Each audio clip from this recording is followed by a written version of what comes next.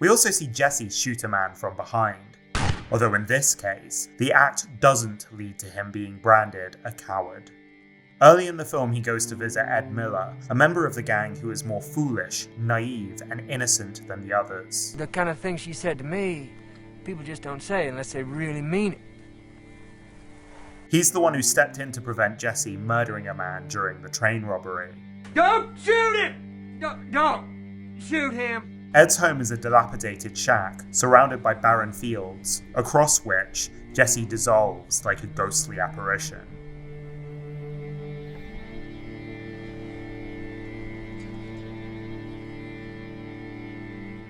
Ed has a sickly pallor. His face seems stained with dark greenish marks. It's as if he has already died and started to decompose. Jesse is suspicious that Ed might be part of a group that is conspiring against him. Ed is terrified of Jesse and keeps constantly incriminating himself in his attempts to convince him of his innocence. I was terrified I saw you ride up. I just happened by, Ed. Oh, suppose you heard gossip, though. Suppose you heard Jim Cummins come by here. You might have thought that we were planning to capture you or get that reward, and that ain't true. On one level, it's possible that Jesse simply visited to say hello to his friend, and Ed talks himself into being shot due to his own paranoia. Yet I think Ed is fundamentally right in his understanding that his death is a foregone conclusion. There's no combination of words that can spare him from his fate. In some real sense, it has already happened. Just by looking at his face, we can see that he's already dead. Meanwhile, on Jesse's face, every wrinkle and crag is thrown into sharp relief. He seems so much older than his 34 years. He's weary and tired. He knows what he must do, but seems to take little pleasure in it. His face is so pale and white that it is practically lifeless. Like Ed, he too seems to be a walking corpse. What do you say if we were to go for a ride? We don't see the death of Ed Miller till later in the film, when Jesse tells Charlie about it. Jesse appears in the doorway while Charlie's sleeping, like a shadow in the night. Throughout the scene, we hear cold wind blowing through the building, and the creaking of wood reverberating through the air. It feels like we are in a haunted house. Jesse starts to explain what happened between him and Ed, hoping to extract a confession from Charlie about Wood Height. He begins telling the story in first person. I think to myself, why not stop by and see Ed Miller? But soon transitions to third, referring to himself as Jesse. Ed and Jesse. They argue on the road. And we fade from his face to the stars, an image of fate and inevitability. Have you ever count the stars? I can't ever get the same number. They keep changing on me. I don't even know what a star is exactly. Well, your body knows. It's your mind that forgot. Once again, Jesse seems aware of supernatural forces that the other characters are not. When he tells Ed to ride ahead, we see a series of expressions move across Ed's face as he hears the hammer of the gun and knows that he is about to die, or perhaps just realizes that he is already dead.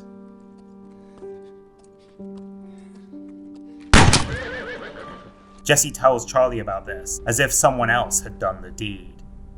Jesse shot and killed him. And he seems to show remorse.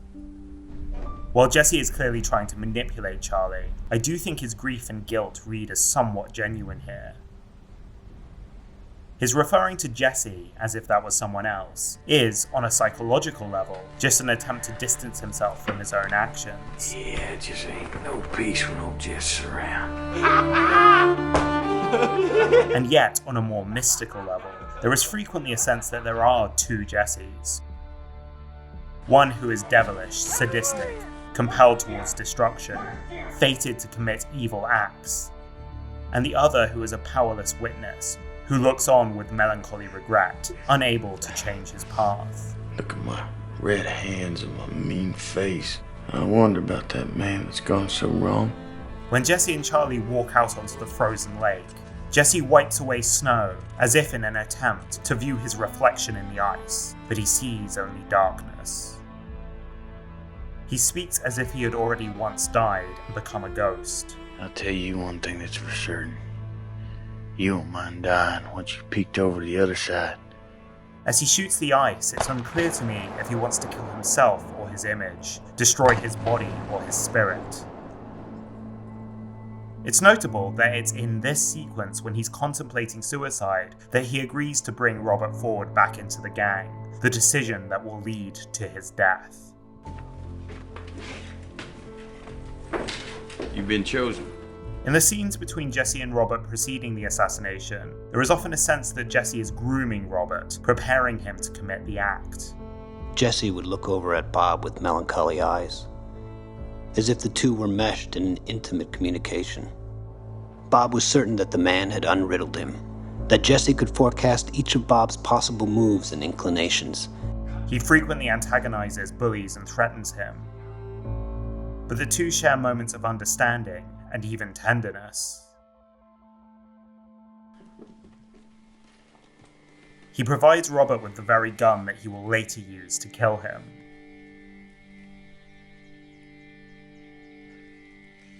Such extravagance.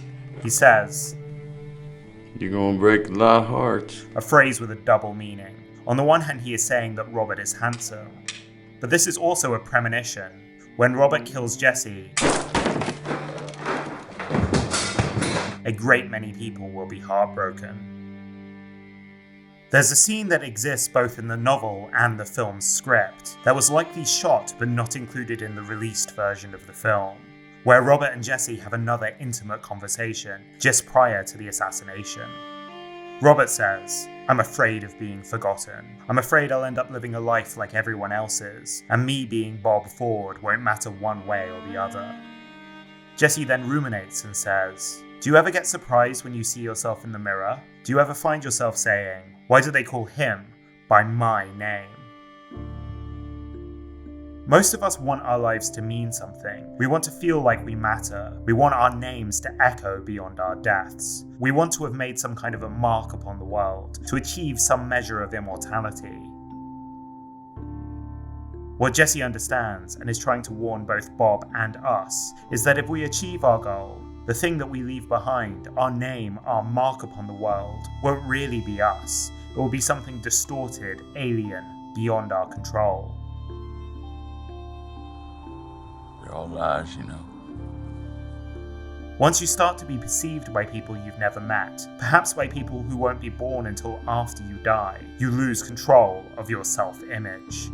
Soon everyone is interacting with a version of you that they have in their heads. This is in fact the very fate that Robert Ford is going to experience. When the time comes from Robert to shoot Jesse, the film makes it clear that Jesse, not Robert, is the true architect of this moment. He knows that Robert is going to kill him, but instead of fighting, he allows it to happen. There are, as ever, a set of naturalistic explanations as to why Jesse chooses death that are rooted in character motivation. When Jesse reads in the newspaper that Dick Little, another member of the gang, was arrested near Charlie and Robert's house, he knows they have betrayed him. Perhaps he doesn't want to get into a gunfight in his home and risk his family's safety. Or perhaps the fact that he has nobody left that he can trust has finally broken his spirit. Yet the scene has both a metatextual and supernatural side to it as well. I believe that Jesse goes to his death, not for any conventional human reason, but because it has been written both in the film's script and in his destiny. As he enters the room, he asks, You two ready? seemingly about the robbery that they are due to commit that day, but we understand what he really means.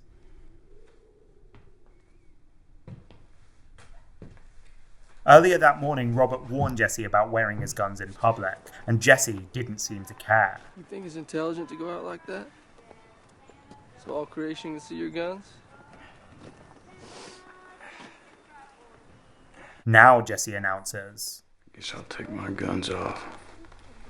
For fear the neighbors might spot them. the line feels contrived, as if it had been scripted almost.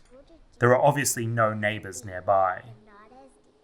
The way he says it is half-hearted, almost robotic. It's clear he doesn't mean it. It's simply a pretext, a way of informing Robert and Charlie that he won't fight back. He lays his guns deliberately, carefully, ornately, as if they were to be presented in a museum exhibit. He says, "Don't that picture look dusty?" with the same detachment. Again, this is a pretense, a reason for him to turn his back on his assassins. He is effectively staging and directing his own death. As Jesse moves, the music begins. It is more melancholic than suspenseful. It is synced to his steps. There's a hesitation between the phrases, yet the melody always continues, it always repeats. As the music builds and the strings join, the hesitation disappears. On the soundtrack, this piece of music is called What Must Be Done. It reflects a sense of reluctance, but then resolve in the face of inevitability. The blocking in this sequence is stagey. It's like there's a deliberate sense of Robert moving to his mark. The music drowns out all diegetic sound. We don't hear the footsteps or the chair being dragged across the ground. It's as though this moment isn't taking place in the prosaic reality where chairs scrape and floorboards creak. We are witnessing an epic event, a piece of history unfolding.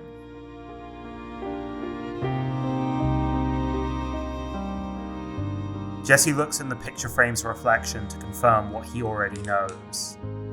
He doesn't try to escape his fate, he just bows his head and accepts what's coming.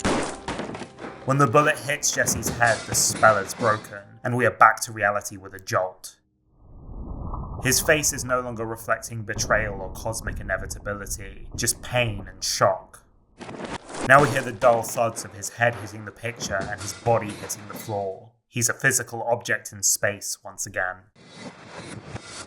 As Jesse falls to the floor, we see him through a distorted wide-angle shot that evokes an old camera lens. The gunshot in retrospect feels like the sound of a camera flash going off. In some sense, Robert shot both a man and an image.